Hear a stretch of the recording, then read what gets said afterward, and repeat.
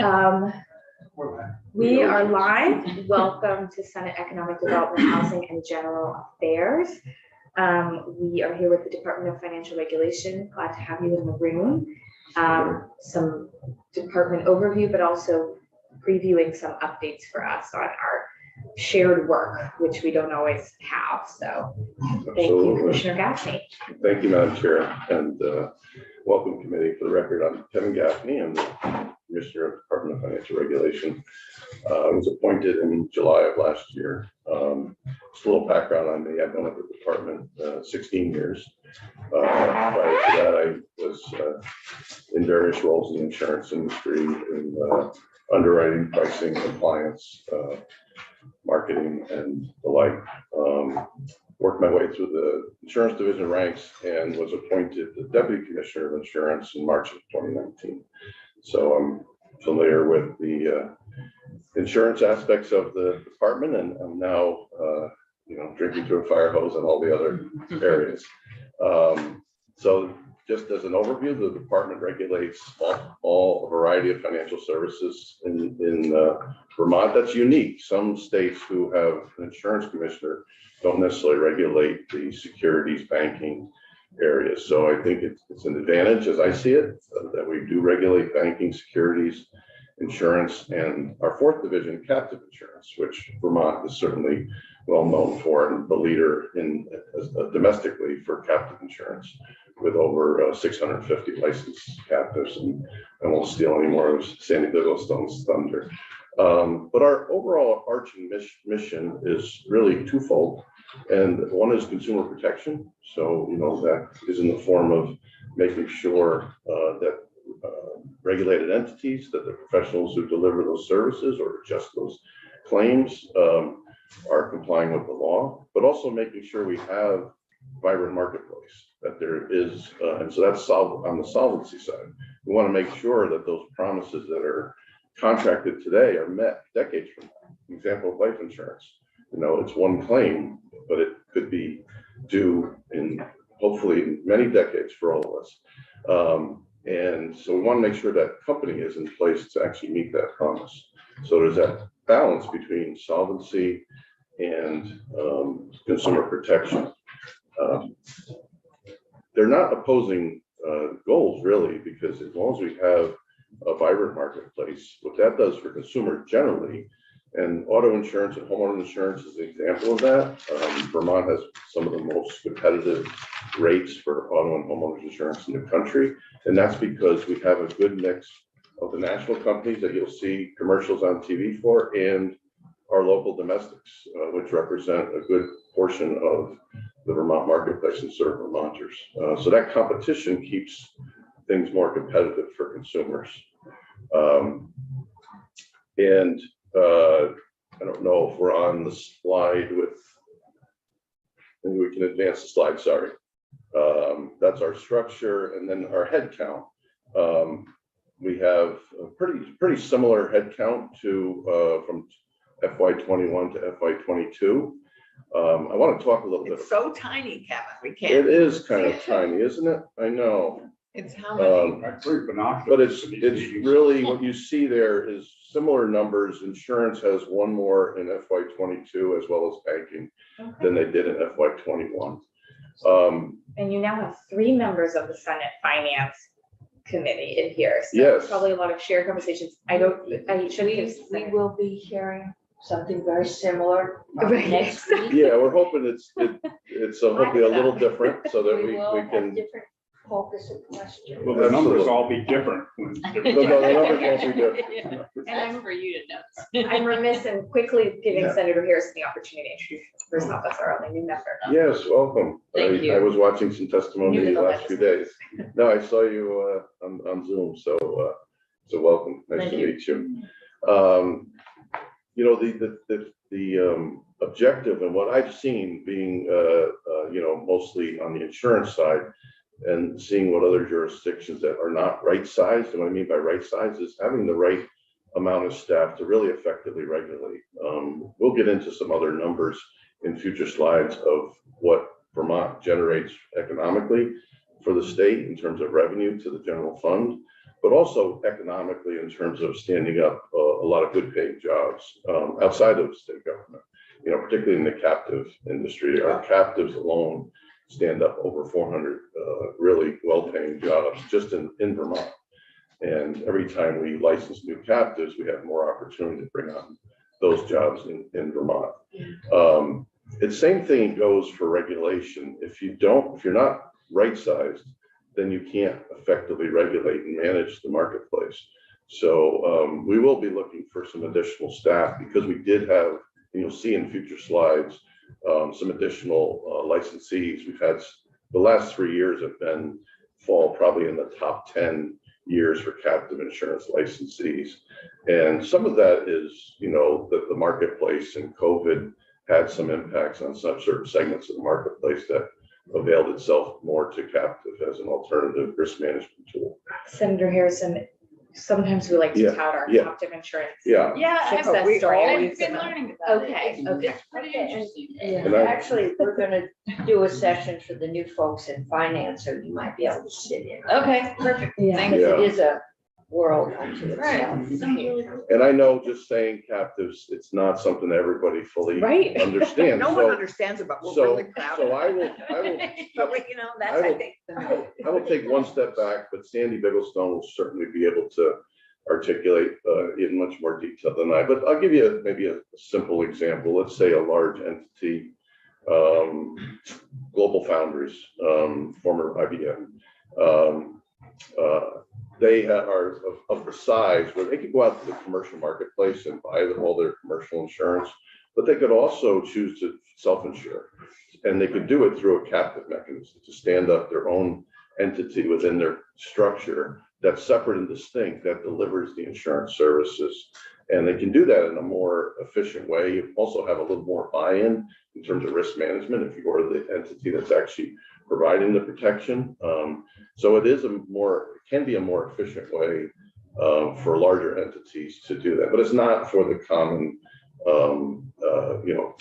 consumers. So when I look at the four divisions, the banking, securities, and insurance divisions, absent captives are the ones that touch more individuals and small businesses than the captive insurance that has a different mission. So, one of the things we want to make sure individuals are treated fairly, that they're treated appropriately. We have a consumer services section that handles thousands of calls a year. what do they fall under your administrative division? If we could go to the consumer next, protection. I'm sorry, could we go to the next slide? I apologize. That's okay.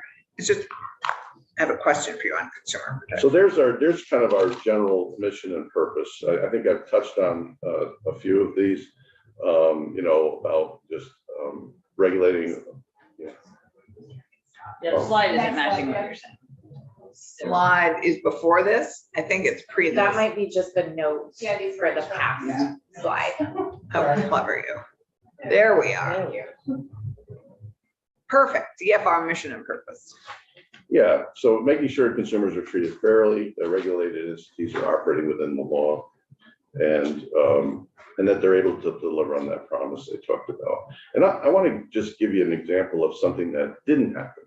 So when things don't happen, nobody really knows about them. But about 6-8 weeks ago, we had a reach out through a representative of one of their constituents who was having an issue with their insurance, and it was going to result in their doors being closed, and they were a preschool, and it was a pretty sizable preschool, and that meant there were tens of parents and workers and employers that those workers worked for potentially impacted.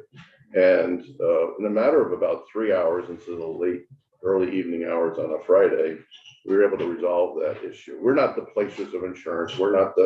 But we, as the regulators, have a good understanding of the marketplace and who potentially could solve problems. So we made that connection, and that resulted in nothing happening, that they were able to open their doors on a Monday. Well, you've done that for all of us. I mean, all of us have had you solve problems for us. We try. You don't try. Generous. Except Yeah. the auto repair guys. Except, You know, we do, and we really, you know, I was directly involved. Our consumer services chief, Brenda Clark, was involved, and you know, just was it's something. It's not just our mission because it's our job. It's something we take seriously, and And we so appreciate I feel like we have a really strong, committed team, and that's just one example. We don't often get to thank you for averted calamities. So that's- Right? That Yeah. was in my neck of the woods. I mean, Brenda was really helpful. She Yeah. was Yeah. good. Yeah. Thank you. Thank you. Do you think people know to reach out to you? Is there, you know, Yes. you want to make sure people know that you're that line of defense? So, Madam Chair, that's a really good question, and I think it's one. The answer to that question is we can do more. Yes. We can definitely do more. I feel like we actually the next slide is our administrative division. If you advance to that, and we are filling out those positions. We did have some changes in the last year. Just so you know, as a step back, is I'm a new commissioner in 22. And we have all new deputies. We have a new director for policy in early 22. So Emily's coming up on her first year. So we have a lot of new leadership and new roles, but they are all been within the department. So familiar faces, but in new roles. And one of the ones we just brought on is Victoria Hudson, who's our management information officer. So our former management information officer went to another state agency, so stayed within state government. And so there's a lot, she brings a lot of background in terms of communications and social media. And so we're working on just revising our website and getting it to be digestible. Like we have a lot of information on there, but now how do you break it down so that consumers can really use that information and be aware? And then getting the social media out there on just what we do and who we serve. Do you have an Instagram? Where how do you communicate updates? We on have social media? Twitter. Oh, okay. Yeah, we have Twitter. What's your Twitter handle? It's at Vermont DFR, and we also have Facebook. I We don't have- think we have Instagram. Yeah, I don't think we have Instagram, but what is also, in addition to social media, what we've had institutionally, and we lost a member today to an illness, and she was one of the leaders of our outreach program. So I know she's whispering in my ear, tell them about the outreach. I'm so sorry. And yeah, well, it's she was a valuable member of our team, but more a friend than anything. But so we have this outreach program, and we also have an intern program, and so some of those things get the word out. You know, if you bring in interns, they're often from educational institutions here in Vermont. We bring on 3 rising seniors typically, but it can be different. And then when they go back, Rising Seniors University, and then when they get to their senior year, you know, usually they have an open door to us that if there's an opportunity for a position that we would welcome them back. And we've been successful in that. So we've hired full-time staff through the intern program, and Pat Murray was someone instrumental in creating those conduits with the universities, but also just really facilitating a really substantive program. We don't bring them in to do paperwork, or we bring them in to deal with a project. Could be a summer study where we have some line of research that we need to focus on, and we put them on it, and they really have shined. And they do an intern presentation at the end of the summer to just report back to the department on that. And a lot of that is really helpful. Some of it, this recent one was DEI focused. So, you know, just about how we recruit and hire and retain, and keeping some of those overarching principles in mind. So I just want to talk about, so the outreach has been primarily focused on 2 constituents: the more vulnerable, the elderly population, trying to avoid scams and frauds, and then the young adult population, so that in high school. So some high schools have personal finance programs. So we try to partner with them, but even if they don't, we will partner with them to deliver because I really feel like someone getting ready to go out into the world, they may not be going to college, maybe going to trade school, they may be going to the workforce. They have a lot of decisions that affect them. They can affect them long-term if they don't really have a foundational understanding of financial services. So an article that knocked me back on my heels is that Gen Z uses TikTok as a search engine more than Google. So it's not even, I'm an Instagram era person, but they're TikTok and Snapchat. So good consumer protection information on TikTok would be huge. Yeah, huge. On consumer protection, I mean, obviously the Attorney General's has a huge division on consumer protection. How do you partner with them? And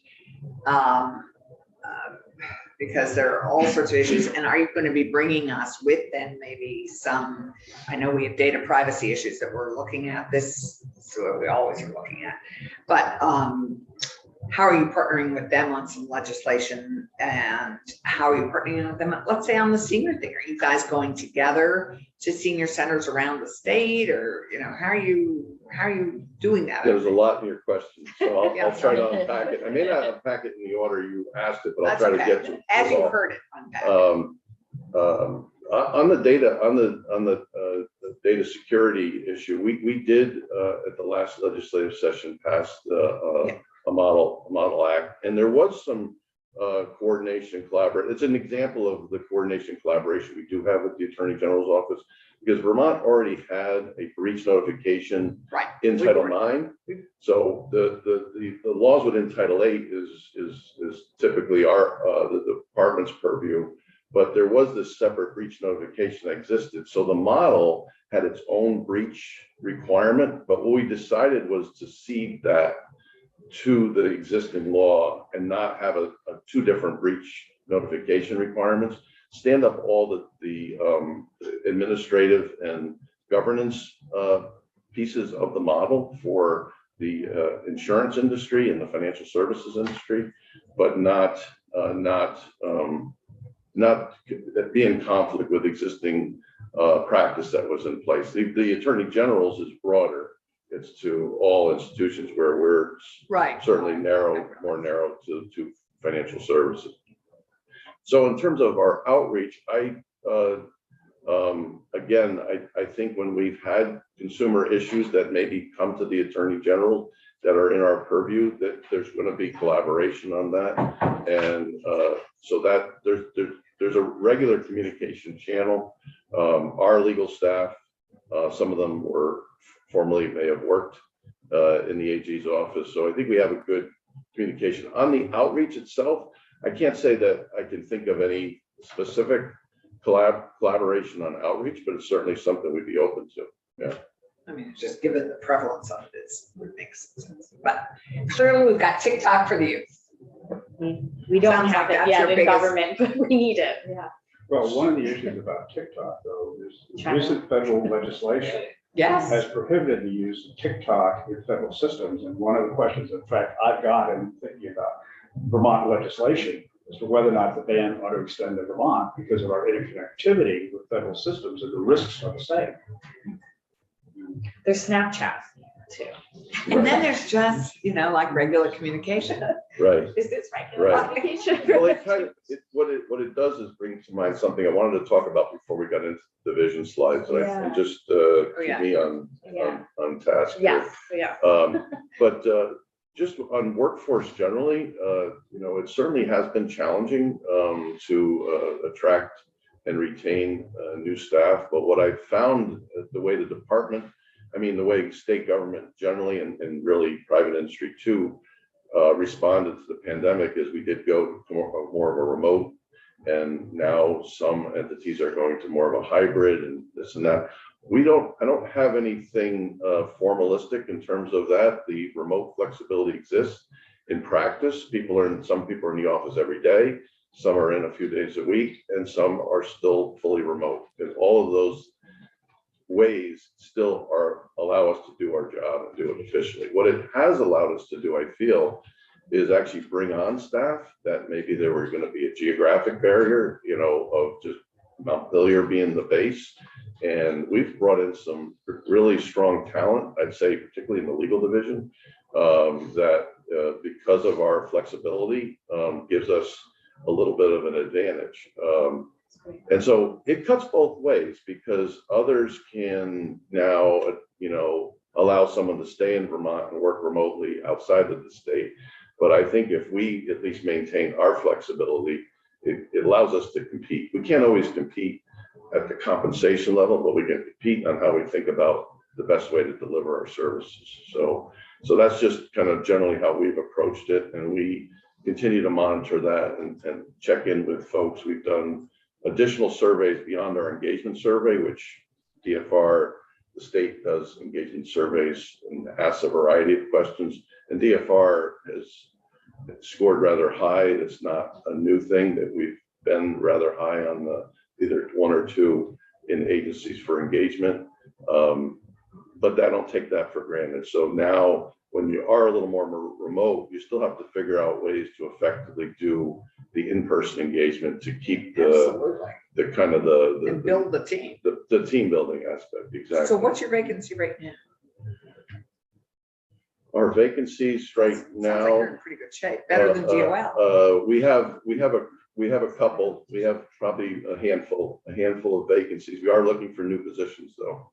We are looking for a couple of new positions in each of the divisions. Did the DEI project yield any new thinking or new sense of urgency about who's hired and what their focus is? I think it's it definitely has brought to light a lot of those things. On the execution side, I think we are looking at things differently. Actually, and I'll let Emily Kosicki, our director of policy, she can introduce herself. But Emily leads our DEI team, and some of our national associations have really leaned in. So being the member of the National Association of Insurance Commissioners, they have a DEI team, and there's been a DEI engagement, both in like formal in-person conferences, but more regular education and sharing amongst other jurisdictions. So Emily's been instrumental in kind of representing DFR at the national level, and that helps us kind of bring back even more information and ways to approach this. But yes, I think that there's definitely things we've learned from our interns. Yeah. Thank you, Emily, for doing that. Yes, thank you. For the record, Emily Kosicki, Director of Policy. I agree with everything Commissioner Gaffney just said about the engagements on the national level. And I think NAIC in particular has been really leaning in, especially on hiring. And this ties into the communications and outreach conversation earlier that something we're needing to strategize on is how do we expand, like if we do have a vacancy, how do we reach younger markets or applicants or more diverse applicants. And so that's something that we're focusing on in the year ahead. We're also working to create a DEI statement to put on our website, and that came from the interns' summer work. That was one of their recommendations, so that we're probably facing our commitment to that, and some other initiatives as well. So it's great work, and there's really many folks at DFR looking at this. Yeah, and I think the overarching goal here is not only diversity of members of the department, but the diversity of thought that you get from that is so valuable. That and that's the areas that, again, when you ask me about outreach and and knowledge of what we do, we're not there yet. But I think we have a great opportunity to reach a lot of underserved communities. I don't know if I had mentioned, but we did issue a grant to the Opportunities Credit Union. It's a small grant, but it can be a Kickstarter as an idea to do more, and it's a $200,000 grant, and at least 50% of those funds have to be used to support minority and women-owned businesses. Right. So, and that's about, someone could have a good business idea, but they don't really have a good knowledge of how to run a business, right? They have a product they've developed, or an idea or a service, but they need the assistance on the foundational business aspect. So that financial literacy for business owners, particularly minority and women-owned businesses, is another area that we've actually leaned in through this grant, and we'll continue to look for opportunities to do more We're of that. hearing a lot about technical assistance and Yeah. squarely, so thank you. So just to tag on to that, that's another partnership, because SBA is doing a lot of that, in Vermont. VT SBA is, does a lot of that. And again, another technical assistance opportunity for partnering. So I think I'll if we have just a couple more minutes. We have 15 minutes. Oh, yeah, 15 minutes, Yeah, good. yeah, sorry. That's great. Well, I'm gonna maybe let the deputies go into their slides. So if we go to the captive insurance division slide, and Deputy Commissioner Sandy Bigglestone can introduce herself and walk through that slide. Good morning, everyone. Can you hear me okay? We can hear you, but maybe we could make that slide a tiny bit bigger, Scott. What do you think? The tile of her, or which slide? No, Oh, the this one. combination of the Oh, I sound see it. and the Yeah. text. Welcome, We can actually Sandy. read it. Yeah. Well, thank you for having me today. I'm Sandy Bigglestone. I'm the Deputy Commissioner of Captive Insurance for the Vermont DFR. And I'm a new deputy, effective September 1st this year. But I've actually been in the division for over 25 years. I started as an examiner, and I've held probably every position except for maybe one or two. And so the inner workings of the division I'm very familiar with. The drive for always succeeding and improving is something that's ingrained in me, and upholding our gold standard with our regulation. And there can be some fierce competition among other US jurisdictions and globally with respect to captive insurance and all of the benefits and economic benefits that it can provide to a jurisdiction. So it is something that I'm very familiar with, and happy to answer questions about that. But really, the captive division is, sorry, go ahead. Sorry, we're just really lucky to have you for so much of the history of this. Oh, well, thank you. Market. It's been a really great career, and I'm very passionate about the success here in Vermont. So we've got a lot of great things going on. Thank you. We do have a mission that is obviously within the DFR, but the captive's mission is really to attract and quality companies and quality business to the state. We have seen firsthand how lowering standards or reducing that quality can have an impact not only on the companies that own the captives, but reputation of the entire industry. So that is really important. That said, because of the longevity of our domicile here in Vermont and the expertise not only within the department, but within the industry here in Vermont called the infrastructure. So we have a number of jobs that are created to service the industry, clean financial services jobs that boost our economy. And those are about 400 plus jobs the last time we did a little study. So that is really important in Vermont. There are 23 approved captive managers that serve to do the day-to-day operations, accounting and compliance work for the captive insurance companies domiciled here.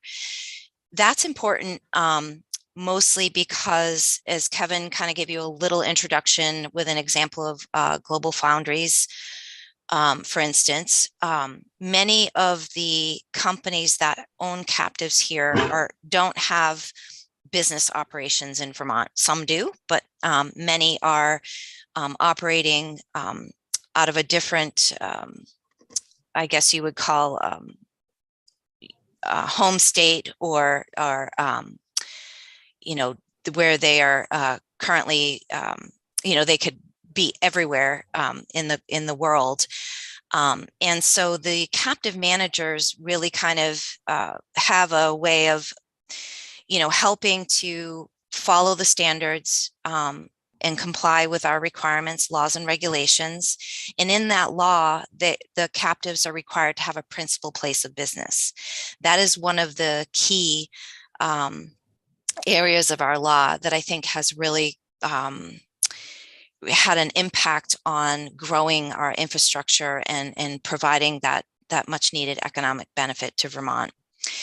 In addition, there's law firms and banks and investment managers, actuarial firms and audit firms that also have folks that are employed in Vermont and servicing the industry. We currently we rounded out the year with 41 new licenses. So that brings us to 1,283 licenses in total over the 41-year history. 644 of those companies, those licenses are active. And over the years, if you can imagine, you know, with banks and Fortune 100 and 500 companies and other organizations having mergers and acquisitions at the parent company level, that does have an impact on the active total. And within those 644 active captives, we have a particular type of captive called a sponsored captive, and they have segregated cell so business units within that sponsored captive. And so that brings a whole nother over 500 risk-bearing entities for us, in addition to the 644 that we have to regulate. So we're very busy, but it's a great industry. And in 2021, we had 45 new licenses. So all in all, over the past few years, as Kevin had alluded to, we've been growing, and that's primarily related to the hard market cycle in the commercial insurance industry for businesses and organizations, where coverage is not as affordable or available for many reasons. And that really, captives are not intended to exit the commercial insurance market altogether. But what it can do is provide a very important risk management and risk financing tool to the organization to negotiate within the commercial insurance market what layers of its coverage it wants to take into the captive and finance and manage through that vehicle. So, and again, the other reason for having a captive oftentimes is even just the availability of a certain coverage in the commercial insurance market may not exist. And that's where captives are very, very popular. We, for the 22 year, we still have yet to collect the premium taxes, but the estimates are pointing to the largest ever in the 41 history of over 31 million in premium tax coming into the general fund. And we also collect about 2 million in examination fees and registration fees. Part of our standard is to do examinations. Our law requires every 5 years or sooner if we feel the priority of the company requires an exam at a shortened time frame. And that is one distinction, I think, over some other domiciles where they have waived examinations for their companies. It is important, and companies that own captives, again, are deciding on their own destiny with their insurance program. And so it gives them an incentive to control losses in the first place, but also it provides a layer of accountability in that organization and governance over a regulated entity, being the captive insurance company. So they want to come to a domicile that has standards, that does examinations, so that they get that sort of gold star of approval that their operations over their captive are operating as intended. We are, just a few more points I'll make. I know we're short on time, but I'm happy to answer any questions at any time. I could talk for hours about captives. So anytime you have questions, I'm available. We are the #1 US domicile. We are #2 in the world in terms of premium volume. And who is first? That is Bermuda. Cayman Islands. So yeah, Bermuda was, they've been around for, oh gosh, over 50 years as a domicile. And in 1981, there was somebody that had had some dealings with a Bermuda company and came to Vermont and said, why can't Vermont, you know, have this sort of unique solution? And so that's where the Special Insurer Act came about. But yeah, Bermuda has some different, you know, requirements and things that that companies still seek to go there. Yeah, and field trip. Yeah. I am at the end of this month, I will be on a panel at World Captive Forum, and the Bermuda regulator will be there. So maybe I'll have a chance to ask questions. But we're still very, very active in the industry, and have gotten some awards over the past several years and several decades, I should say. And many folks that are involved in the industry in Vermont have gotten individual awards as well. So I'll stop there if there are any questions or comments. I think we always ask, how can we help you if you need it, and what's the next, you know, captive insurance, lightning in a jar. Well, yeah. Yeah. I don't know about the lightning in the jar, but I think what I stated earlier is being right sized is critical. Yeah. And I think Sandy just articulated it in greater detail on the exam component. Yeah. And the gold standard, you know, just can't state it enough. And I try to when I'm out talking. I was in front of the New York Bar Association with 2 other commissioners, and the captive was like, you know, why, how is Vermont so successful? And it's because we have high standards, and that is kind of counterintuitive, because you would think the higher standards would dissuade those to go to, you know, hurdles that are less challenging. But if someone's serious about an alternative risk management mechanism, Vermont is where they will look, because they know the expertise exists here, but the infrastructure exists here, and that infrastructure is that exam component. And so it's kind of my plea for being right sized here and getting the couple of examiners that we'll need to do that, because we've added so many new licensees. So time and responsiveness is also something, though, that you're noted for, isn't it? Oh, absolutely. I think yeah, that's thank you. That's universal. Yeah, but go ahead, Sandy. No, yeah, no, that is, thank you for bringing that up. That is one of our, I think, accolades, is that we are very responsive and accessible to folks that have questions. Sometimes not to my liking. We are often accessible to other fellow regulators across the country who have questions like, what would Vermont do? So we are open and friendly and share information and share good practices, because again, the reputation of the industry can hurt all of us if something goes wrong. Hopefully a byproduct is recruitment of that, but yeah. I think that's a good really practice anyway. I know we're preempting the governor's budget address, but do you have a forthcoming budget request or proposal for more examiners? Or yeah, it sounds like positions. Yeah. Okay. Yeah, that's in there. I think we've spent a lot of time just to make sure we're not oversized, we're right sized, you know, but we know that our growth that we've been experiencing the last 3 years is not slowing down. I think, Sandy, would you say? No, it's one we had. Yeah, How many it's new licensees? we Maybe had we've grown. 5. We had 5 in just, the first day of the year, new licenses.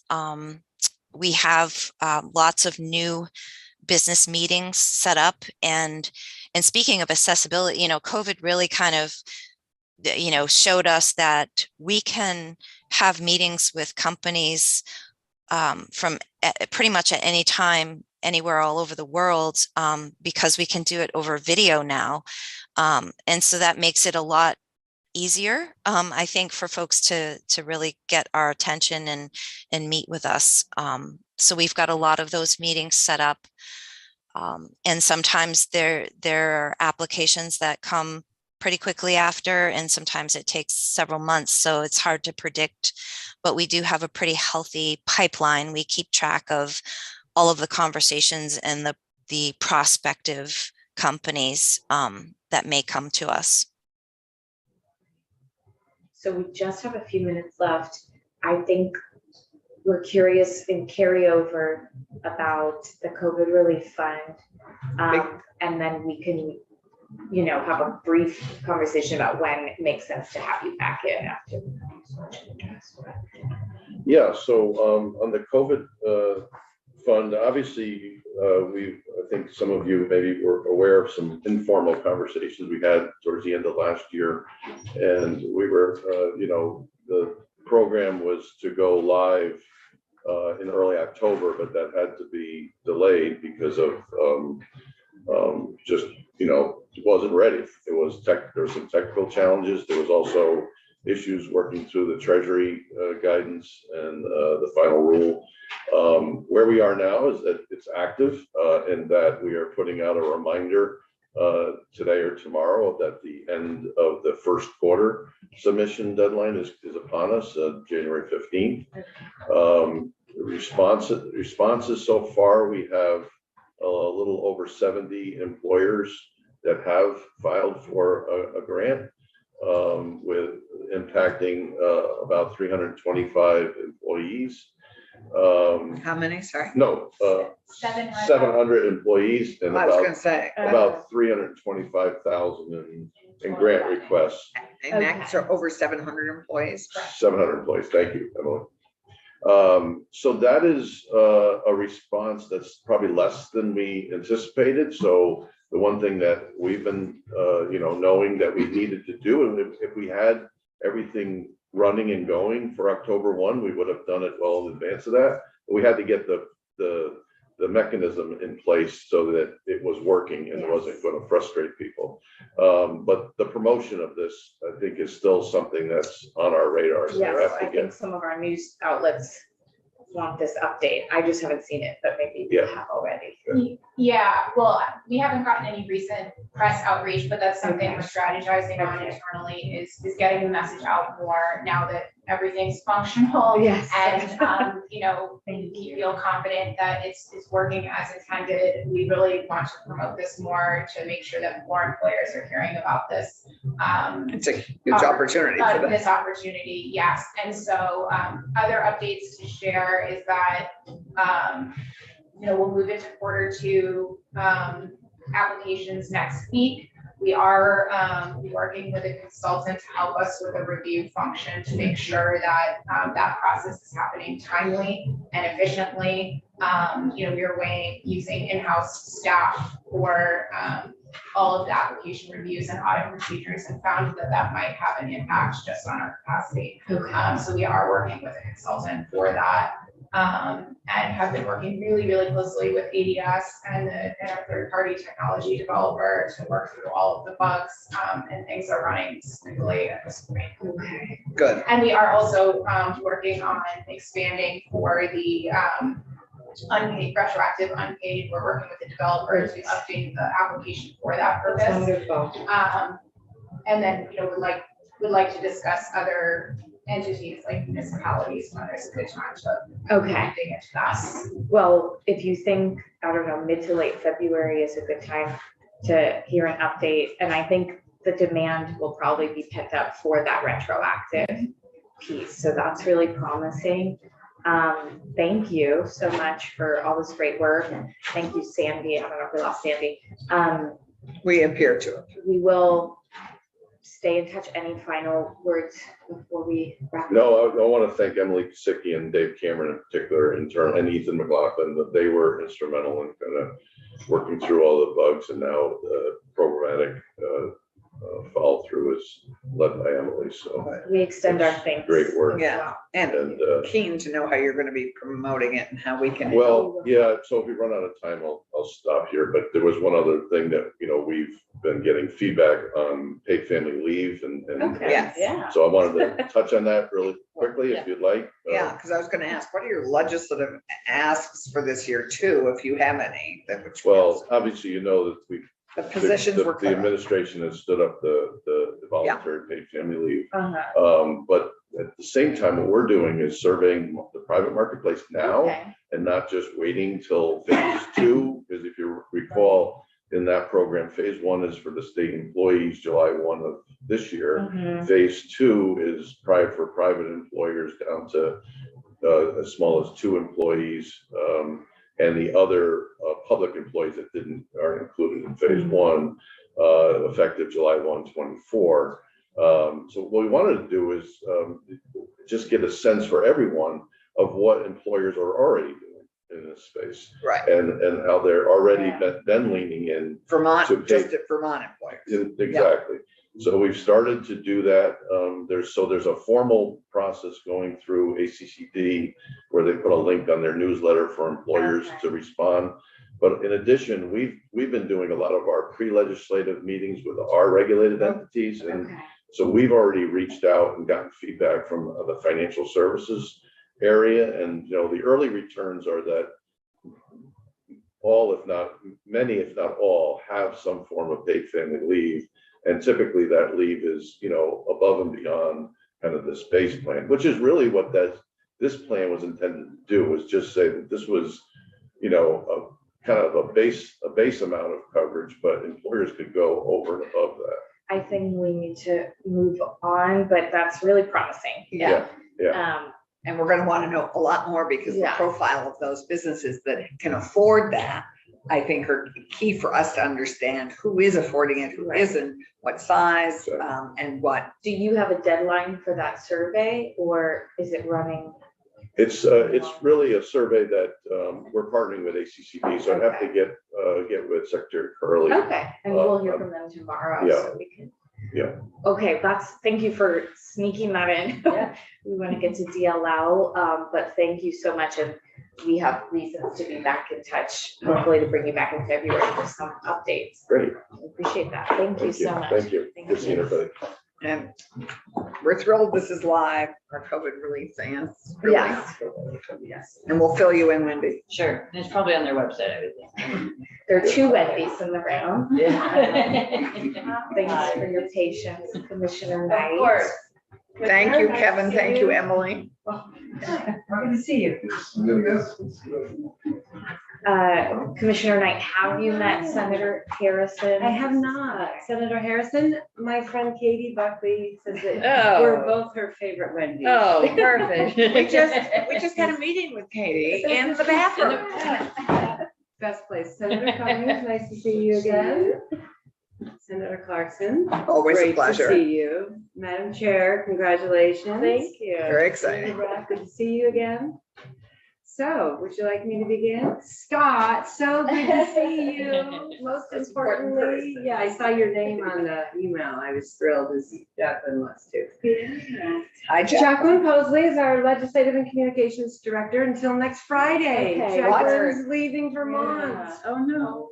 I know, it's a real bummer. We got a great replacement coming in, so department's gonna keep. Charles Martin starts on Tuesday. Charles, you mean our own Martin. Charles, Our or we own all- Charles Martin. But we are Lots of going to Charles miss you. Martin. I know. We're Jacqueline, we're really gonna miss you. And speaking of exit interviews, I think we are very keen on understanding that departure, because we've touched on that in the past, but I'd love to hear more.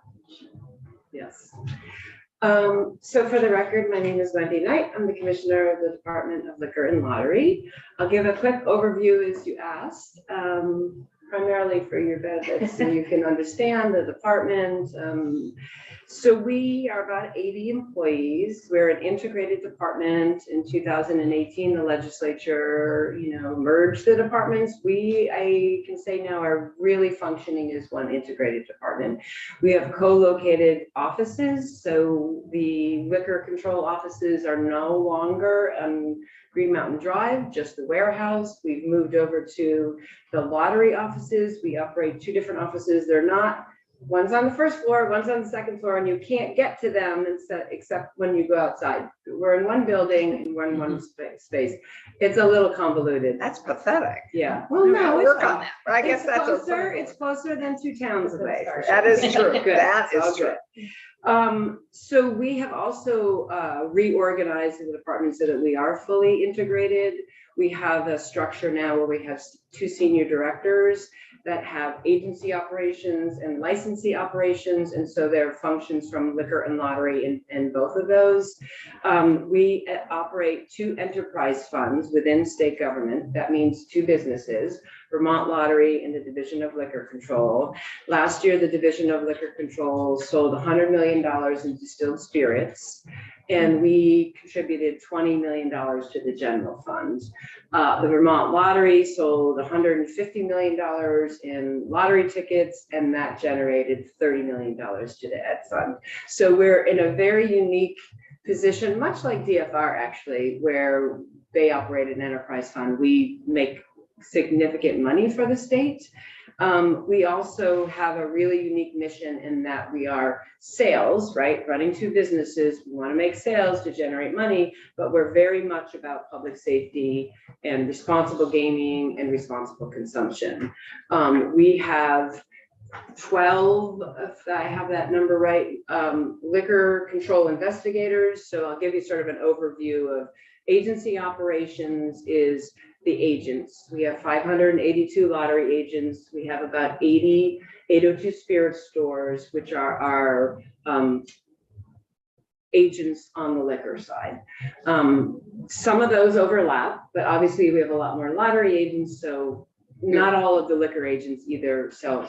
How many lottery agents again? We have about 582, so almost 600 lottery agents, and then 80 802 Spirits liquor stores. Yeah. Does agent mean a place that sells and produces? Correct. And that- Yeah, and the way we contract, so we contract with the lottery agents, so it's a convenience store or a grocery store, a beverage center, and then on the liquor side, it's the same concept.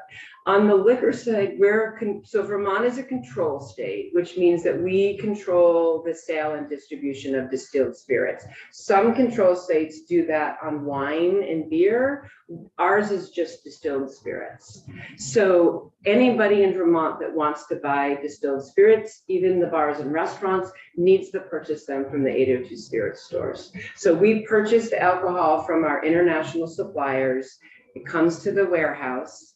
The 30,000 square foot tiny warehouse down the street, and I'll give you an update on the warehouse. Okay, it's got more space given you moved out.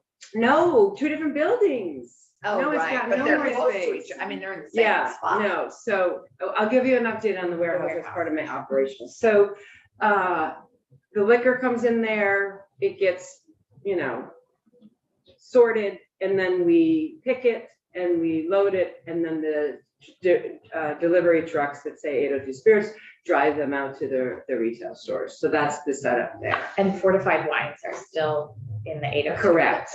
Correct. Distinctions that won't come into play. until Right. Yeah. various That's other really requests. interesting. Yes, the fortified wines are part of the distilled spirits. I just didn't realize the state actually had possession of the liquor Yeah. and then sold it. Oh, I yeah. had thought we Yeah. licensed folks to sell it, but that's. Well, what we bought. contract with the Okay. agents to sell it, so they get a commission. These are independent stores that we Okay. contract with. There is no such thing as a standalone 802 Spirit store because you can't make money on a 8% commission, right? So they sell beer or wine, lottery tickets, so. Pardon me? Potato chips. Yes, I mean, exactly, groceries, because we have convenience stores, we have groceries, So,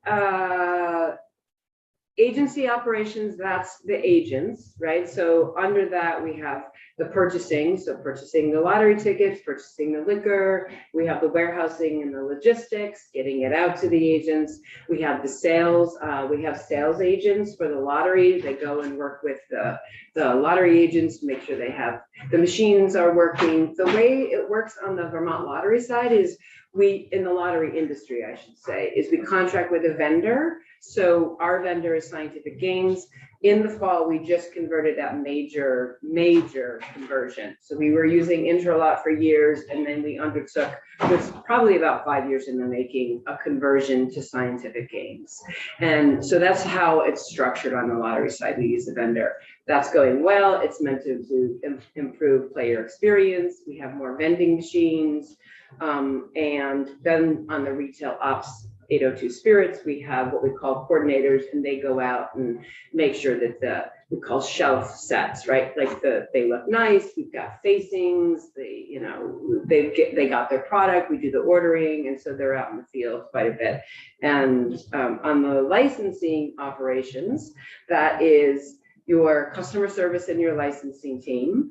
And then it's the education. We do a huge amount of education. If you have a license with 802 Spirits, if you have a license with the department, either to sell beer, wine, liquor, or you're a manufacturer, whatever your license is, you need to have education. It's required as a condition of your license, is that your servers and your sellers need to take an education course.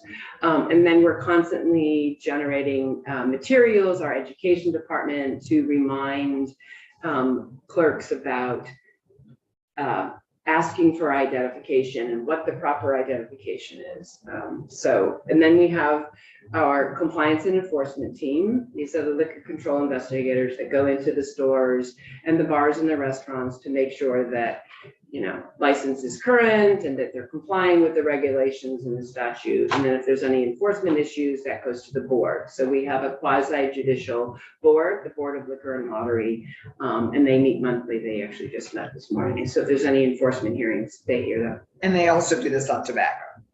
Correct. Thank you. Yes. I just want Thank for you. Wendy's Okay, benefit. thank you. Yes. Liquor lottery, it's the vices. that Right, we, you know, right. Booze, bets, and butts. Yeah, Oh, that's it. funny. Booze, bets, and butts. Yeah. Not Cigarettes. Not Right, blunts. right. Not blunts. Not yet. Kidding. How do you set the prices of the liquor to the? So we buy the cost of goods from the suppliers. The suppliers set the price that we buy it from, and then there's a markup. So then do There's a the formula. restaurants, they probably don't pay the same They as do. in the stores? They do. Really? Except, yes. So I'll talk about some of the initiatives. So one of the things that's always been perplexing is that if you're a bar and a restaurant, you walk into an 802 Spirits store, you buy the same product that you would buy as a walk-in customer for the same price. That makes no sense. None whatsoever. If we're going to be in the business of being in a business, which we are, we're the sole distributor, then what we've started to do in the agency is become more customer service and business friendly. So one of the things we did is we had the board clarify that the use of a credit card for these bars and restaurants doesn't constitute credit, therefore it doesn't violate, a regulation. Historically, it seemed that we were determining that a bar or restaurant couldn't use a credit card because that meant we were extending credit, which isn't the case. The credit card is extending the credit. So anyway, we cleared that up. As of July, bars and restaurants can now use, it's a little slow process here, right? Like we're getting there. So that helped tremendously because they can set up accounts and use their credit card. The other thing we've done is we've created this on-premise sales program. We started it in July as well. So we have an existing sale program now. If you look at an 802 Spirits magazine or you go into a store, you'll see bar gyms $4 off. That's an existing sales program that the suppliers fund. So they're the ones that are paying that differential. What we decided to do was set up a sales program specifically for the bars and the restaurants. Now we know they were really hard hit during COVID because they had to close down. So this is part of kind of like pandemic recovery. We're offering them a sales program. Suppliers offer products for sale only to the bars and the restaurants, and we ask the suppliers to offer at least a $2 minimum. So started in July, the number of suppliers has ranged around 15 to 20. The number of products ranges from 40 to 60 every month, and the average discount is, as of December, was $3.88. We have 536 licensees that participated in that in December. So it's growing. I was just at a conference for the National Alcohol Controlled Beverage Association, all the other control states, and met with a bunch of the suppliers. Now remember, these are international suppliers, right? So they sell their liquor all over the world. And we are a tiny, tiny little state with a tiny little population, but you know, it's all about relationship building. So we go down and have a lot of conversations with some of those VPs about the on-premise sales program. That's the first piece of a larger effort to continue to support the bars and restaurants. We're creating a B2B website. It will allow the bars and restaurants to go online, search the products that they want. If there's a product that's out of stock, it'll populate the next 3 items that might be available for, like Campari, for example. If there's no Campari, like last summer, there was no Campari. Not anything to do with us, the suppliers, but it'll list Aperol or other, you know, aperitivos that could be. And then they can literally, a virtual shopping cart. They can find out which agency store has the product. Sometimes, you know, it's available in the warehouse, or if it's at their local, you know, if it's in St. Albans Beverage Mart or it's not, then it'll allow them to see where it is, so that they can place the order. Yes. While we're on that subject. Yeah. So you're not yet offering bars and restaurants a wholesale price. We don't call it a wholesale You price. call it a We call sales it a sales program. Right, because it's a $3, it ranges between a $3 or $4 discount. I got it. Yeah, I guess my question is, are bars and restaurants in Vermont allowed to purchase their distilled spirits from another state? nope, So that, nope, right, so they Nope. are also, I mean, because individuals are allowed to. no. Oh, I mean, up to a certain amount, Right. up to So a it's- certain amount, But we yes, all know individuals in this state go shopping yes, elsewhere for. yes, they do. They even advertise in this state. Yes, they even advertise, they say, Yes. but Yeah. the Bars thing and is, bars and restaurants are It's not illegal. allowed. I know, I'm just Yeah. trying to clarify this. Yes. for- We have a new member who's Right. in for the public. They are not allowed to. So this is, instead of wholesale, we now have a sales program Correct. for We bars. noticed Oh, that's an also improvement. the issue of availability. There was a period of time Yeah, in which the state was not able to get a number of products, particularly liqueurs, yep, that evidently got solved. But what I noticed during this period, I noticed it right now, for example, with Dubidac, is it's not available, it seems, in Vermont anywhere, but it is available elsewhere. It's available in New York in different quantities. And I'm wondering, does the restriction or the arrangement that we have with the exclusivity of the state as effectively the only buyer, does that put us at a disadvantage in terms of product availability? well, I would say that the differential between Vermont and New York has to do with population. It has to do with the fact that we are as a market for these international suppliers, we're a small market. So New York obviously is a much larger market, and New York is not a control state. Right. So in New York, the wine shop or the beverage center or the liquor store would buy all of their product from a wholesaler, and they might have 4 or 5. When I had a craft beer store in New York, we had 4 or 5 different wholesalers we would buy different products from. So I think part of it is it's just the size of the market. The other issue that hampers us is the warehouse, because unlike New Hampshire, which is a control state, they have, we all see it driving through New Hampshire, very big liquor warehouses that are also retail stores. And because they have 10 times the population and they actually own these huge liquor warehouses, they are able to buy a lot more quantity of the product. And so last summer, we saw a lot of out of stocks. I think you remember us talking about it in the news, and we were talking about it here. That was because of a number of issues. It was supply chain issues, the ports were closed, it was all COVID related, and worker shortages and CDL drivers. that's really cleared up. So last spring, it was 20% we were hovering around, and now we're like less than 6%. So the supply has gotten really good. There are issues where some of those liqueurs, and I've had folks reach out to me about the Amaros. Like, these are also products that are used in bars and restaurants as ingredients. And so one of the things that I've asked our purchasing department to do is really make a concerted effort to find those top 20 products that the bars and restaurants want on a regular basis, and make sure that we have the quantity, make sure that we have not just 3 different brands of Amaro, let's get 8 different brands of Amaro. And let's make sure that we had this special order process for bars and restaurants where if it wasn't something that we necessarily listed and it was available on the shelves, because a lot of the stores have limited shelf space too. I said, I still want to make sure that we have it, because we change that special order process so the bars and restaurants can get it much more easily. But with Dubonnet, do we offer, so we're Dubonnet drinkers, we're Lillet drinkers. I mean, so when you have aperitif wines, other options listed, like you said when we were out of Campari. Yeah. And you listed Aperol and several other things. Is that the same with if somebody can't get Dubonnet? Does the owner of the 802 Spirits shop say, but have you, Randy, have you tried? Yes, they should be. Lillet? They should be, for sure. And that's what the B2B website will help do, is literally the bars and the restaurants will be able to go online looking for Campari. Oh, it's out of stock. Let me order Aperol, or it's out of stock at the Beverage Warehouse, but I can get it at St. Albans Beverage. Or can I go across the bridge to New York and get it because it's on the shelf? Right. If you're a bar or restaurant, you can't. If you're an individual, you go. Exactly. And one of the things that just has always concerned me is the effect on consumers. By being a control state in the way that we are, that we have limitations, A, on what we sell, and B, on what's available. And the question is, if we're not a control state, could someone deal with the warehouse that is in New York in order to get what they want, even across state lines? If we were not a control state, I still think you have to purchase alcohol from a supplier that has a wholesale license. So you would, even if it were, a New York based wholesaler, they would still need to get a license in Vermont to be able to do business in Vermont.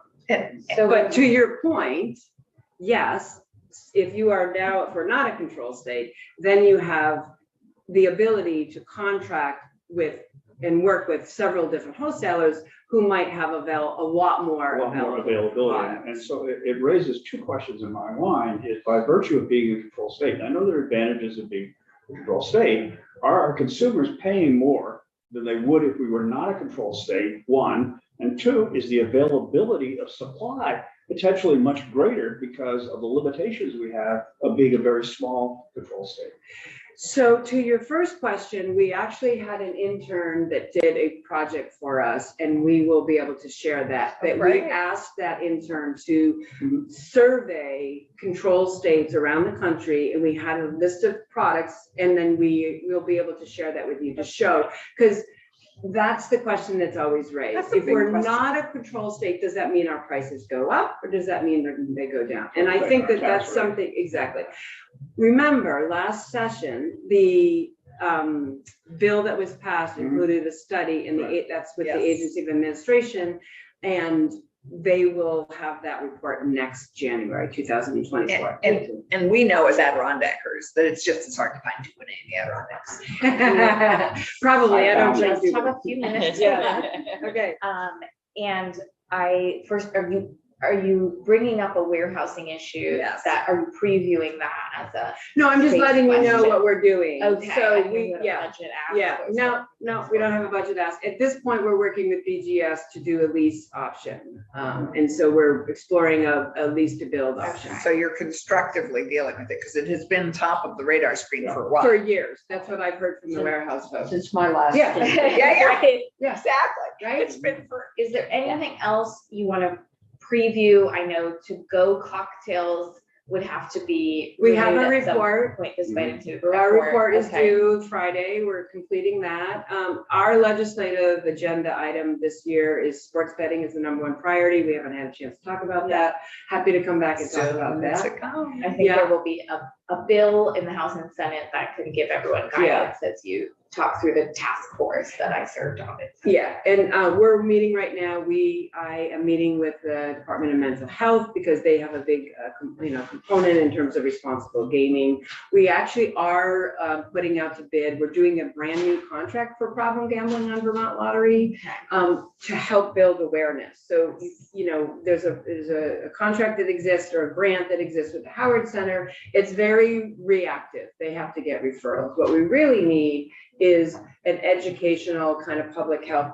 What is responsible, what does problem gambling look like? How do you play responsibly? Where do you get resources? So we're doing that to actually educate the players and educate people about those resources. Well, the one that costs us the most money as a state, over $400 million a year, is problem drinking. So alcohol is one of the biggest challenges in terms of everything, from the judiciary system to correction. I mean, so Yeah. we have a And- much bigger cost challenge Sure, with but there are alcohol than resources everything that else. exist right now with the alcohol. I mean, there's a whole In terms of, unit within the health department that Yes. deals with that.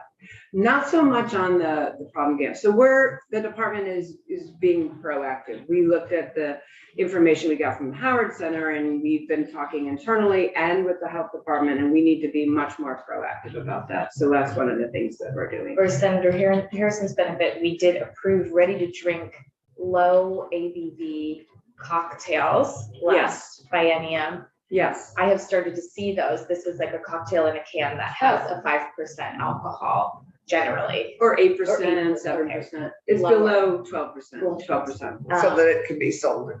Is there an update on how that's rolling out? Consumers are very happy. They're doing quite well. They're no longer in our warehouse. We're working with A&R to do the transition from the That's bottle what I deposit remember. from 15% to 5%. Yes, you remember in the committee, yes, and Senator McDonald was Yes. struggling with that a little bit, yeah. Many of us struggled with this bill for different reasons. There is no public safety issue. There's, these are basically, whether it's malt-based or wine-based or cider-based or spirits-based, it's the same ABV, or similar. And that was the issue, it frees up our space in the warehouse so that the larger volume, high volume, ready-to-go cocktails are still available in the 802 Spirit stores. Senator Cummings, did you have a question or just stretching your knitting hand? I have arthritis. Oh, okay. Well, I'll take note of that. Did I run out of time? So on the communications front, we have a legislative newsletter that we started Yes. last summer. We're going to continue that. Will you make sure everyone? on the Of committee's on course, it? absolutely. Yes, of course. We do regular quarterly meetings with all of our stakeholders. We have an agency newsletter. We have a player newsletter. So we're really much, we're doing a lot of proactive communication. You've been, It's really important. Thank you you. have been a terrific commissioner. Thank you. Thank you. And you're a terrific senator. No, I have my days, but Don't we all? but yeah, you've been, yeah, so all good. We are very grateful to have you. We're excited to meet Charles. We're sad to see you Yeah. go, Jacqueline. Whenever you want to, Chat.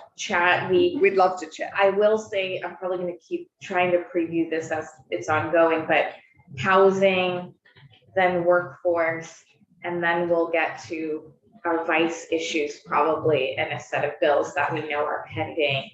Yes, because we touched on sports betting as one of your choices. Right. Were there others? Well, we Sorry. have one of the things, a couple of things from last session that we've brought forward is we would really like to see an expansion of the fourth class license, specifically the farmer's market permits. A lot of the local distillers really want availability to sell their products at farmers markets. We see no reason why we shouldn't be able to expand that. The other thing with the fourth class license is we only allow one location where they can sell other Vermont products. We want to expand that so that, again, we're giving the Vermont manufacturers an opportunity to This is sell their my products. constituent that I know Cool. is Yes, yes, good. yes, yes, If you can make him happy. yes. You That's can what make we're some of trying. those happen. And then we are putting forward a correction on the festival permit because there was some Right. unintended consequences of Act Ah, 70. So we Yes. have a solution for that. We have a couple of very small technical corrections around the board. There's language in statute that says the board puts together the budget. Actually, I put together the budget for finance and management. So we're just gonna correct some of those inaccuracies. And then we have the exclusion of fortified wines back on our agenda. And some of us care about exploring direct to consumer Yes. shipping of spirits, which is Yes. coming up in our. Correct, and that's something that we testified a lot last year on, and we identified the various considerations that we have that we would need to address. Yeah, you have a lot of concerns about that for good reason. Can the festival permits be included in the technical corrections? It is, yep, Okay, good. yep, that's the idea, Right. that's the idea. Oh, they're just, aside from the fortified wines, which isn't a technical correction, most of those things, I think we're trying to make a catering fee consistent. There's some inconsistency with the catering fee, but most of those are technical corrections. And frankly, the expansion of the fourth class licensed farmers market, there's no issue there in terms of public safety or competition or anything. So those are pretty easy asks. Thank you for being so succinct and efficient. We will definitely Yeah. have you back in and people can prepare in the meantime. It'll probably be later in February, early in March or beyond, just with, our Understood. schedule. Your priority, understood. But thank you. Thank you. Thank To you. our next Thank fight. you. Our newest See you fight. again. Look forward to You working can with make you. my Yeah, I'll make you happy. constituent happy. That's the idea. My phone bill will be happy. Thanks. How are you? So Randy, I don't know about you, but I'm the newspaper generation, where you went looking for jobs. We're on to TikTok. Point now. taken. Thank you, Commissioner. Yes, absolutely. Almost says left. Oh, good. It's not already saying hi. Oh, that's right. I want an invite. Okay. Oh, yes. Baby shower. Hello, would we say commissioner, director? I can't. Yeah, if you could just call me Commissioners. Pepper, that'd be the best. It's the only thing I know how to respond to. I never hate your name. We could remain fairly informal if Julie, you want to chime in and introduce yourself for the record when you want to speak as another commissioner, right? Commissioners, okay.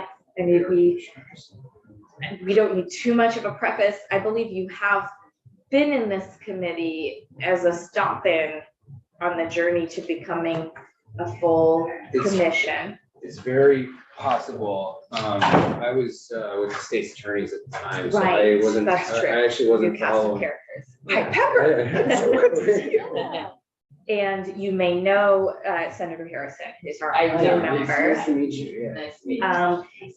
And I think it's worth quickly saying, we've had a gracious transition thanks to Senator Sears, but I think we all recognize that when something becomes a market, an economic part of our jurisdiction in the state, it starts to come more to this committee, even if regulation and legal matters still go to judiciary and other committees. So you're our newest piece of our jurisdiction, and we're happy to see that you've helped grow a regulated, safe, consistent market around the state for retail cannabis. And we're happy to be part of that growing industry here in this committee. Thank you for being here. Well, thank you so much for having me. For the record, my name is James Pepper. I'm the chair of the Cannabis Control Board. I really did not want to do a PowerPoint, especially kind of before lunch, and everyone's kind of, it's a very passive kind of thing, but really, Helps the public too. when you think about cannabis, it's hard to understand why legislators or regulators make the decision they make without understanding some of the history of cannabis regulation and the kind of complex web of state and federal overlays to cannabis. And so I thought it might be helpful just to see a little bit of kind of the history of cannabis, and I will be very brief on that. And then kind of think about the kind of introduction to the board. Some of the kind of upcoming policy, the policy considerations that are currently in place, and then some of that the legislature made, that the board made, and then some of the issues that we have coming before us that I would love this committee and the kind of General Assembly's input on, because honestly, we are not an advocacy organization. Right. We are kind of, but just like I think you heard with kind of what is it, captive insurance industry, this is a industry that evolves rapidly and needs constant attention and need constant updates. So I just walk through some of that. So I think the first slide would be the next one, right? And so really, it's hard to think about cannabis without thinking about the Controlled Substance Act. You know, the Controlled Substance Act places various substances into one of 5 schedules based upon their medical use and the potential for abuse, and the risk of developing a dependence to it. Cannabis is at the most highly regulated schedule, Schedule 1. It's on there with heroin, methamphetamines, you know, just and you know, there's a constant conversation federally, you know, the Biden administration and even prior to that about rescheduling cannabis, either moving it down a schedule. You know, 38 states have medical programs, medical cannabis programs. So to say it has no medical use is already kind of a cognitive dissonance that exists with the Controlled Substance Act. If we could go down to the next slide, I promise I will. And the move That was underrated. helpful to see that, by the way. Yeah, I okay. haven't ever seen that schedule. Yeah. Thank you. And the move to change that is I assume in the works. I would say it's at least a decade out, only because even the supporters of descheduling it, you know, a crop of state regulatory structures have developed, and we have this kind of odd system where everyone is different, and there's very little consistency between what's happening in Oregon or Oklahoma or Vermont. And so even the people that are proponents of kind of descheduling or rescheduling don't want there to be immediate interstate commerce, because, you know, essentially all of the demand for cannabis in the country could be supplied by 5 or 6 farms in Oregon and New York. Certainly regionally, New York could just grow all the cannabis for all of New England if it was kind of, if full interstate commerce was permitted. So, which just wipes out our industry overnight. So even the people that are advocates of rescheduling, you know, need it to happen in a measured way. I think the most likely change that we'll see next year is the Safe Banking Act, which I can talk about in the future slide. And I think we'll have to limit questions because Senator Brock has to leave early and we want to get everyone at the lunch break. Sure, yeah, exactly. And so this is just a very basic slide showing that despite the federal status, states, mostly through ballot initiatives, have implemented state regulatory structures for recreational cannabis. We do not have a binding ballot initiative process in Vermont.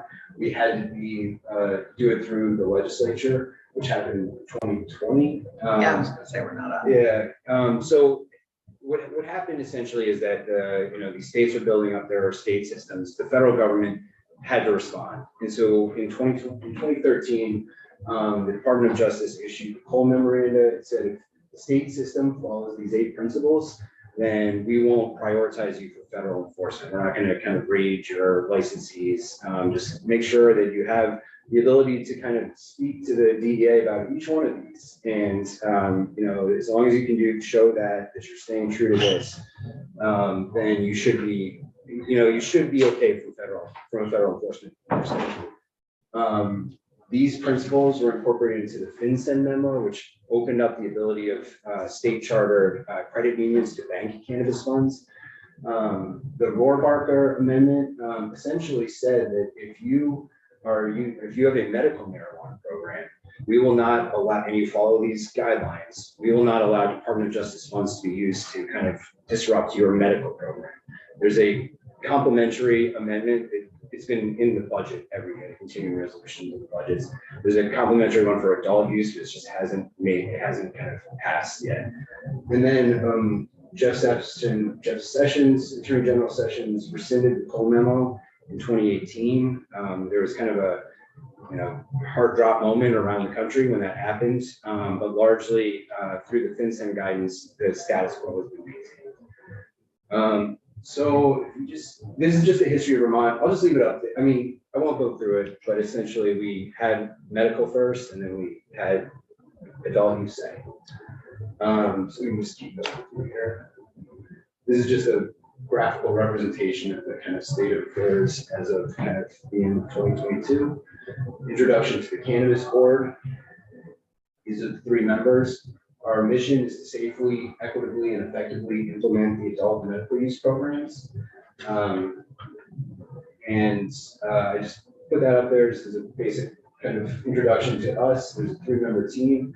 This is our staff. We have a number of vacant positions, but I actually think that all of them except for one are actually in the process of being hired. I know that there's a workforce shortage, and but we've actually been incredibly lucky with the applicant pool that come forward for our vacant positions. So these are just some of the very unique features of the Vermont market, and nowhere else has this. It's led to it's led to a much different outcome than any other state. So small cultivators, what almost every other state has done is they've decided to stamp out the illicit market by giving, the early licenses to large corporations, multi-state operators. These names are like, we have some of them here in Vermont, but really the idea in Vermont is we want to shift these people into a regulated space. We want the people that have been operating in the illicit market to benefit the most from this, and kind of the people that have suffered under kind of the burden of prohibition and kind of federal enforcement to actually be the early licensees. And so instead of trying to stamp them out, it's, our job is to shift them into the regulated market, and especially encourage participation by small local farmers. And, that again is a very different approach than any other state. And in order to kind of encourage participation by small local farmers, the legislature gave us a very powerful tool that we're allowed to kind of create a set of regulations, and the legislature laid out very specifically, around energy, environment, cultivation tiers and everything else. And then they said, by the way, you can make exceptions and accommodations for small cultivators. And they define the legislature defines small cultivators as 1,000 square feet of growing canopy or less. So that's what we did. We created our rules, and then we went through them line by line and said, is this necessary for a small farmer who's already an existing farmer that's just diversifying their crop? Is this necessary? Is this, So we can keep going, Scott, if you don't mind. Oh, sorry. I apologize. So this is the other thing. This is first in the country. Only one license type per entity. So the legislature created essentially five license types, and then a 6th, which is the combination of all of them. But they said you can have all 5, but you can't have multiple of each. This is a problem that we saw in Oregon and Washington, where one company in California, where one company would, they limited the size of the grow canopy, but then companies would stack them. They would have 600,000 square foot grow facilities. So we don't have that in Vermont, and I think it's been a huge benefit to our cultivators and our licensees that we don't have that. Legislature also gave us a tremendous amount of latitude in dealing with criminal history records. Because of the FinCEN guidance, because of the Cole memorandum, there's certain people that just cannot have a license in the cannabis industry. These are people with gun charges or convictions for guns, organized crime ties, fraud, embezzlement, deceit convictions. But beyond those, most states just say, if you have a felony conviction, I don't care how old it is, you can't participate in this industry. The legislature kind of has a much different view of criminal history records in Vermont than most other states, and they gave us the latitude to kind of consider whether someone actually poses a present threat to public safety or the proper functioning of the market. And then the last thing that is very unique to Vermont is the legislature created and funded a cannabis business development fund, which is essentially a grant program for social equity businesses. And you'll hear a lot about the term social equity. It's a big part of almost every adult use state. And essentially what it is creating certain privileges and certain kind of priorities for people who have either been personally harmed by the war on drugs or people from communities who have historically been disproportionately impacted by cannabis prohibition. And then, these are people whose lives have been uprooted as a result of cannabis. And this fund is designed to help kind of get some startup capital for them, provide technical assistance and support as they shift from, an illicit market to a regulated space. So that's another unique feature of Vermont. The board, when we were seated, it was in the middle of the pandemic. We didn't really know how to approach this. I mean, every state has to kind of choose their own adventure when it comes to cannabis. So these are just kind of the initial goals that, Julie, Kyle, and I, the fellow commissioners, came up with. We knew we had to build trust. I come from somewhat of a law enforcement background, I suppose, as a former prosecutor. And that rubbed a lot of people in the industry the wrong way. Our job is to kind of encourage them to come in. And so we knew we had to build trust. The first thing we set out to do was we invited a lot of the legislators that created the law in to kind of talk about how they wanted the market to work. And from those conversations, we developed core principles. We held 157 public meetings. We have a 14-member advisory committee that's made up of experts in all areas of cannabis regulation. They met 75 times. We've had a banking roundtable, social equity town halls, municipal roundtables, Q&A sessions, networking events. There's just a kind of general list of people that we've met with. It's not inclusive, but it's not exhaustive. This is just a basic timeline of kind of how things rolled out. It was a very accelerated process. It was kind of by design. The legislature set out all of our timelines, and then we had this kind of delay built in because of the pandemic. But we did kind of meet our early deadlines. So the policy considerations.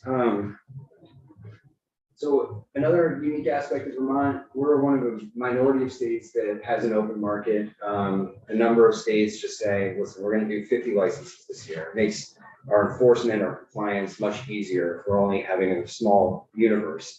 But it makes it very unfair for a lot of the people that are trying to diversify their existing farm. They're trying to get in. It makes those licenses very valuable, and it's a limited license, and then it sometimes creates a secondary value to those licenses, where people hold on to them and they sell them as part of the business transfer. The market structure is obviously key. If we had just huge canopy, huge operations, they would just swallow up all the smaller players. So what we did was we kind of created a demand model, supply and demand model. We figured out roughly how much cannabis Vermonters and kind of our neighboring states that come to Vermont and our tourists consume annually, and we kind of reverse engineered a market structure that really focused on small cultivators and allowed them kind of the first crack at taking over this market. And what we did was we created some larger license types, but we didn't open those ever. We said we're going to give kind of small cultivators the first shot at saturating this market, this demand. We're actually on track to meeting our demand using some of the smallest tiers in the country. Just by way of comparison, our largest tier that's open is 15,000 square feet of growing space. That would be a tier 3 out of 11 in Massachusetts. Their largest is 100,000 square feet. Jeez. So our market structure is very much kind of driven by our core principle of kind of keeping this small, keeping this safe, which presents some challenges, but on the enforcement side, but we have a really strong team. Another major decision that needed to be made was whether the board needed to be solely fee supported, or whether we could have a portion of the excise tax to pay for our staff. And the legislature resolved this last year, and they said we do not need to be fully fee supported. Otherwise, the fees would have to be in the realms of like $100,000, $200,000 in order to kind of support our operating budget. The tax rate, obviously, we are in constant competition with the illicit market. And so people are willing to pay a premium for a tested, regulated product, but not so much so that if the tax rate is too far, it's creating too much of a premium, we'll see a shift back to the regulated or illicit market. So tax rate is something that always just needs to be evaluated and kept in the back of people's mind. Local control was a big kind of issue between the House and the Senate. How much control should municipalities have? We ended up in a system where towns have to proactively opt in. They have to hold a vote to opt to host cannabis establishments, just retail establishments, and they can create, reasonable time, place, manner restrictions on the operation of these businesses. Advertising, I put this up here only because this is an odd sort of space where it's illegal federally. So how much the US Constitution applies to kind of cannabis advertising is somewhat of an open question. However, we did create one of the most restrictive advertising regimes in the country. And, for instance, we said that the intended audience of an advertisement cannot be more than 15% people under the age of 22. And how anyone can really prove that is very difficult. So it's essentially led to an effective ban on any sort of like print or radio or TV advertisements. And then of course, how to deal with the kind of normalization that always comes when you legalize something. The kind of, the perception of, we've seen trends in perception of harm amongst youth and ease of access amongst youth move in the kind of wrong direction for a long time in Vermont. And anytime you say, well, now this thing's legal, it has an impact. It could have an impact if you don't make, strategic investments in counter marketing and prevention and education. Those trends could accelerate. So that was another kind of big piece of the early legislation. This is just a basic breakout as of December 20th of the licenses that we've issued. I think kind of an exciting number is the employee ID cards. We've issued 134, there's 327 that are pending. When they're pending, we do a quick criminal history check, and if that checks out, we can issue them a temporary card. And so they have, those 327 people, some portion of them are actually working already. But these aren't necessarily new jobs, but they're high-paying jobs. I mean, bud tender, it's kind of anecdotally $22 an hour. These are decent jobs. I think the number that people are we keep a close eye on are the retailers, who there are. The testing labs is a really important piece. Of course, we do whatever we can to encourage additional testing capacity. Product manufacturing, I think product manufacturing was one of the big failures of the hemp program, not enough capacity to manufacture products. We have the added complication in that cannabis can't cross state lines. And so you kind of think about it like there's a certain demand for orange juice in the state. Imagine if all of the orange juice all the oranges had to be grown here, squeezed here, processed here, and sold here. And nothing could cross the state line. That's kind of the situation we're in with cannabis. And I just put this up here. I obviously don't know needs to look at this now, but it's just the town location of every retailer in their current status. And so maybe if in your free time, you can just look to see where they are in kind of geographic distribution. And these are listed by chronology. Because you see Burlington at the beginning and the end. Okay, yeah, I think as they came in. Yes. I think, Okay. Yeah. So there are 37 up and running. 37 up and running. Woodstocks is just open in the last month or two. We have 5 minutes, so we can't look at Yeah, it specifically. I'm sorry. I know this is a lot. I want to let them get to the Yeah. current consideration. Yeah. Okay, yeah, I think, yeah, okay. So these are the kind of current considerations. Essentially, that last chart where you saw these green spikes. What are the, just so we know what those spikes Yeah, are. if you go back, I guess one slide would be good. So this Yeah. one right here. So the gray line represents just the demand for cannabis in the state, for legal cannabis in the state. That's the gray. Or the blackish gray line, yeah. So the blue line, now that we had this supply and demand model, we started plugging in actual numbers of the number of licenses that we've authorized and the numbers that are pending. And what we realized is that there is a lot more interest in outdoor cultivation in Vermont than there is in indoor cultivation. Than we anticipated. Just based on our climate, we thought there'd be a lot more interest in indoor.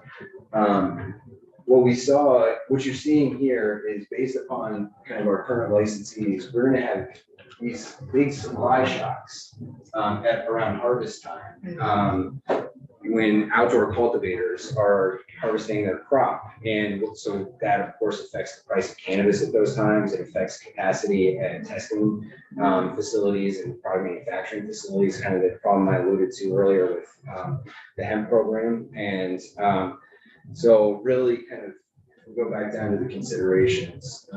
What we're trying to do right now is really trying to support all these folks that have never been regulated before. They gambled on a market that doesn't have bankruptcy protection, doesn't have financing, doesn't have, this is people's own personal money that they put into this.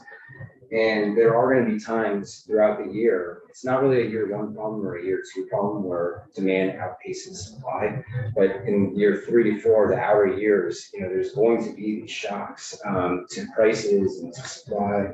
And we're doing what we can to kind of talk about storage, talk about kind of bringing on temporary workers in testing facilities or product manufacturing facilities, and just holding kind of constant updates and Q&A events that really, and networking events to really help people understand the kind of pressures that they might not have realized are happening, when they got into this.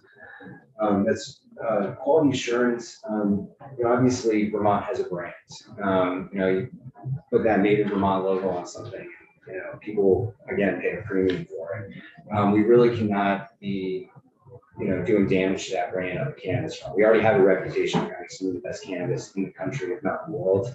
But one bad batch of cannabis that has pesticides on it or something along those lines could do damage to that. And so the board actually has a request this year for expanding the capacity of the agricultural lab to include cannabis testing. I can't wait for the consumer reports on cannabis. Yeah, I know. Federal status is something we constantly monitor. I won't go into kind of, beyond what I've already said. I won't talk much about that because I don't think it's changing really soon. Except potentially on the banking and insurance front, which is, safe banking. If you remember that kind of chart of how many states have legalized at least medical, 37, 38, having this not be an all cash industry is an incredibly important thing. Currently, none of the major credit card companies allow these transactions to occur on their wires. So this is largely a cash-based business. There's a few workarounds to, like Venmo, reverse debit cards, things like that. But for the vast majority of transactions are cash. And we think about an industry that was formerly operating in the illicit market, like having huge amounts of cash is not really a good look for this industry. But so credit unions don't work. I'm sorry, that one. Yeah. Or is that changing? Or the credit unions used to work and not? Credit unions do work. The SCCU, they take depository accounts, but they can't issue kind of their own debit cards for this, or credit cards for this. So they'll take the cash, and we have inventory tracking to kind of track every transaction that happens, so we can kind of prove to the banks and others. And they can use checks. They can use. They just can't use good old debit. fashioned. Now they'll learn how to write. Hey, listen. Yeah, exactly. I am the check queen here. I have to go because I just saw joint fiscal staff coming Okay. in and I'm chairing that. And it is new. Yes. And I need to get lunch. Yes. So, thank you. Are you making this available to us, this slide? Did you send this? This should be absolutely. Yeah. Yeah. If you send it to all of us individually, that'd be great, because Okay. I'd love to, I have a lot of questions. It's on our. I'm happy to come back whenever. I wrote them down and said, Thank you. Yeah. I apologize. I know, it's just, Yeah. I could have skipped the whole history of cannabis, but I think no, it's understanding- important. It's Yeah, that was really helpful for a Yeah. committee that's. There's just a lot going on. Yeah. Yeah. What, do you want to preview exactly what you think you'll need from the legislature in terms of policy considerations? So, part of, I think, supporting our growers is offering them access to the market. Yeah. And that could come in any number of forms, I think what we've heard most about from the industry is delivery, special event licensing, kind of direct to consumer, the abilities to go take the product that you made and bring it to consumers. Don't go through a wholesaler or a retailer. There's a lot of complications to that conversation because of the federal status and because of our advertising laws. I think that that's a conversation that should happen here because there are going to be winners and losers depending on how those issues resolve. Whether you want delivery, whether you want special events, whether you want social consumption lounges, all of that I think is very relevant to this committee. I think that the hemp-derived products, we've been given the authority. We've been given the hemp program, everything but the cultivation aspect of it. Anytime you process hemp into a consumer product, it's now under the jurisdiction of the Cannabis Board, and it's an evolving field that has a lot of pitfalls. No state has figured out how to deal with Delta 8 THC, Delta 10 THC, some of these psychoactive cannabinoids that are grown in legally produced hemp.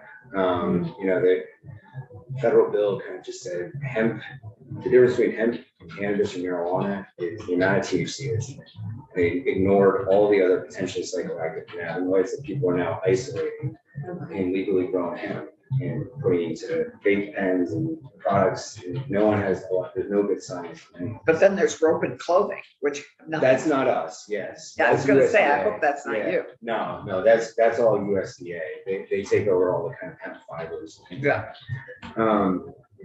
And then I'm trying to think, Anything on the equity front?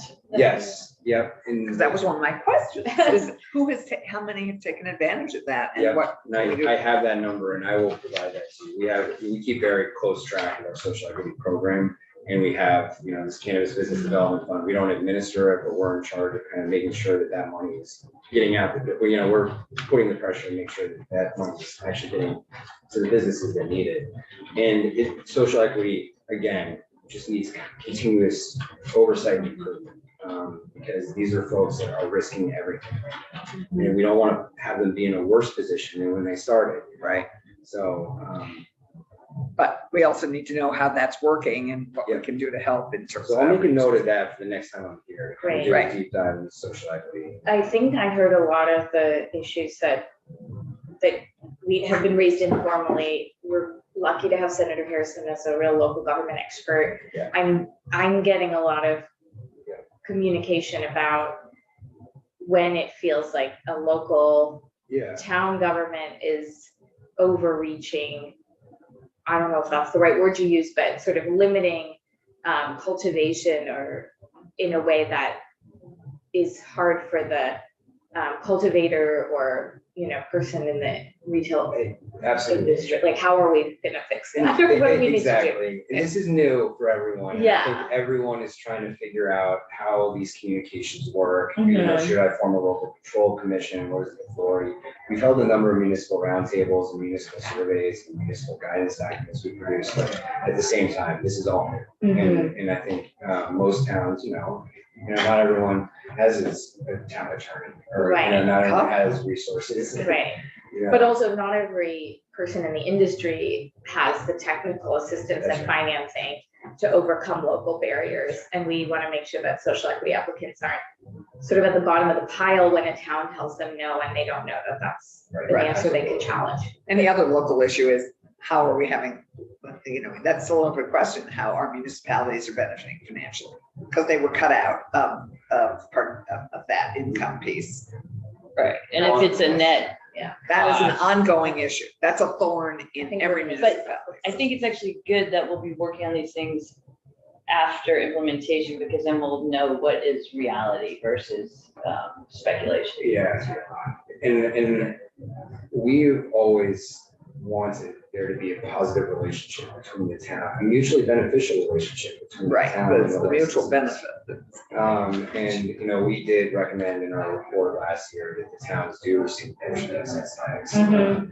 Because we want these to be partnerships. We don't want kind of a town to say, we want this out kind of in the middle of nowhere and, let's just hope that it doesn't, we want this to be kind of a mutually beneficial relationship. I think that's a question we can revisit. You also have 3 members of finance in this committee, Yes. 2 we lost. But any other big picture items? And I'll just say that now most of the jurisdiction in the House is in GovOps.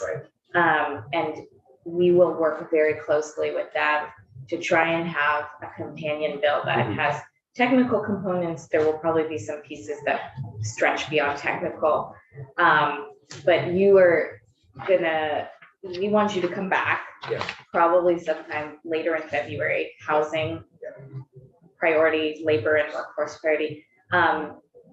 And you might have some options that we could choose from, especially on delivery, which is the licensing system that we make. Yeah, and I think that's helpful. I mean, we're part of a regulators association that is in constant communication. And, you know, we're kind of the early warning signs on, you know, issues that are arising. And, you know, we can kind of discuss with this committee. We can, you know, harvest information from this regulated, you know, this regulators association, yes, and kind of say, okay, well, here's how they did delivery in Massachusetts versus Colorado versus Washington. Here are the pitfalls of each, or here's, Right. you know, Great. yeah.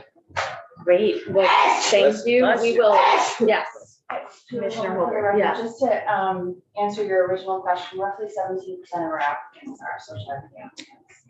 75% of our cultivators are small cultivators, so that's that moving the legacy market into the regulated market. So those are 75, roughly 75. For the tier one. For the tier 1,000 square foot. This has been a great overview. I think it is important what we started with, and it's absolutely to be continued, maybe informally for the next couple months That's- as we yeah. get a bill drafted and anyone can participate in that, and then we'll bring it back Yeah. to committee. We need a medical bill too, Oh, yes. but I'm right. not sure if this committee wants to deal with that. Historically, I think the healthcare committee has done it on the Yeah. Senate side. But it is kind of one of those things when you open an adult use, the medical program Mhm. always starts. to kind of No, I gotta those grab my numbers. bag. And it's almost to the Cheers. point, Sent Jill. dwindling to the point where, you know, we either need to provide some patient protections on the adult use side Yes. or kind of reimagine the medical side. Yes, I think like with alcohol and tobacco, it will start to be the bill that lives in our committee but touches judiciary and health and welfare. And Senator Harrison and I live with Senator Lyons, so we'll Okay. make sure she doesn't skip a beat. Great. Thank you so Well, much. thank you. Yeah, This- thank you. This was a great start. You too. Julie, to see you twice in 24 hours. Pretty good.